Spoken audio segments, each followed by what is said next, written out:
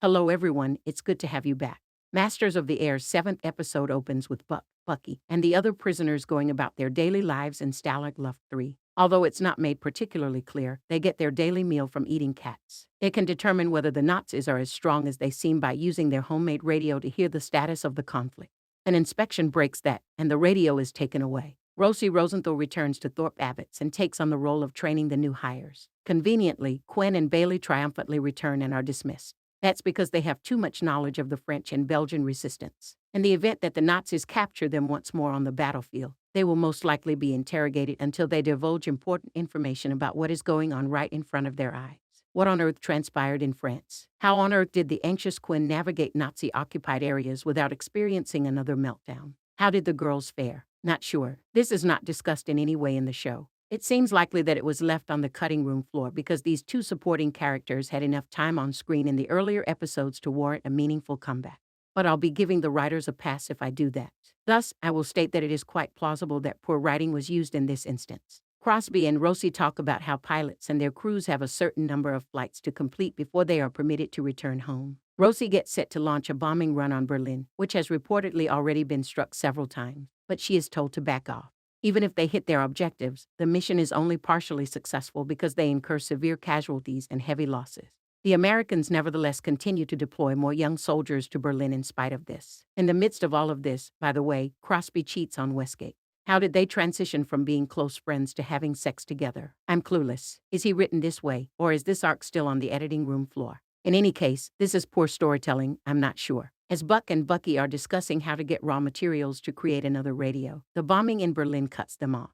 The joy is short-lived, though, as a vicious dog mauls one prisoner, and the Nazi guards shoot another. This gives Bucky a sense of urgency, and he begins to gather the pieces he needs for his radio. Buck discloses that he has proposed to Marge while they are waiting and getting ready for their next move, which serves as his inspiration to escape the hellhole unscathed. As Crosby is composing letters of sympathy for the departed, Kit tells them he needs to plan a course for another bombing flight over Berlin. After learning of this from LT, Call Bennett, the airmen express their disapproval of these missions in a loud manner. Bennett gives them his word that he will be in the air with them. The arrival of the P-51 Mustangs, which are just as quick and deadly as the Nazi fighter jets, undoubtedly makes a difference, though it's unclear if it will allay the airmen's fears. When the B-17 seconds drop their bombs on Berlin, the Mustangs are able to repel the Nazis. The crew of Rosie triumphantly returns. Kit tells him that because he completed 25 missions, he can return home. However, there is now a 30-mission quota. Therefore, it is mandatory for the new recruits and those who haven't completed 25 missions to stay and complete 30 bombing runs. Shoons becomes enraged by this and gives Kit a hard time about how they are being sent to die thoughtlessly. In Masters of the Air, there is an unbalanced juxtaposition between the critique and celebration of war. Moments such as the one in which Shoons chastises Kit don't receive the same amount of screen time as moments that are more action-packed and feel more motivating. I know this is propaganda, but it's absurd that people are acting like this is a high-profile program that's aiming to win an Emmy or something. Following all of this, Crosby and Westgate have yet another romantic session. Given that Crosby is meant to serve as the audience proxy, this entire journey is incredibly strange and uncomfortable. And, without warning, it comes out that he is an infidelity. So how am I meant to interact with him? I doubt that all of this was done by the Harry Herbert Crosby of real life. If so, perhaps he wasn't the best choice to serve as the show's narrator and audience stand-in. I wonder why this is even a story point if he didn't.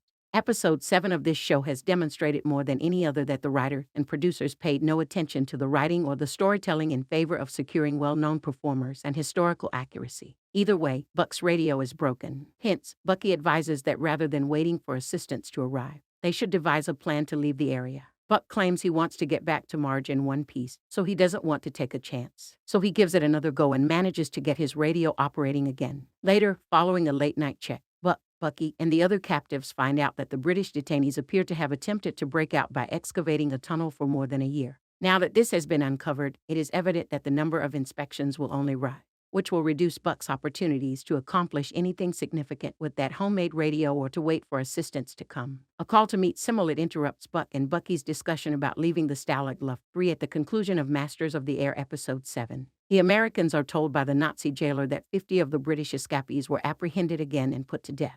He says this in an effort to demoralize the Americans and prevent them from trying a similar jail escape. But that's not all. According to Simolet, he wishes to count every Jewish person in the American camp. To convey that they do not distinguish between different POWs, the American camp colonel claims that they are all American. Similar reiterates the Gestapo's and the SS's position on the killing of Jews, demonstrating that it is evident that he dislikes hearing no. At last, Buck understands that Bucky's plans to try to flee are preferable to his own, since the longer they wait, the worse the Nazis will treat them, because the one thing they have perfected is inhumanity. Rosie Rosenthal, back at Thorpe Abbott's, can't stand to sit back and watch his fellow airmen die. So he asks Bennett to re-enlist him rather than send him home. There's a catch. Bennett is prepared to accept his proposal. The current tactic seems to be that the German planes need to be lured, even though the Mustangs are more than capable of defeating the Luftwaffe. The B-17 bombers will supply that bait. This means that in order to allow the Americans time to fire back, the bombers must take off without a clear target so that they might be fired at by the Germans. It's a suicide mission, and Rosenthal accepts this tactic without hesitation. It appears like Rosenthal is prepared to give it his all, though I'm not sure if this is a result of his treatment session. He wants to spend the next 5 flights with his fellow airmen. He is done lounging. Perhaps the outcome of Rosenthal's wager will become clear in the next 2 episodes. Thank you for watching. Please subscribe.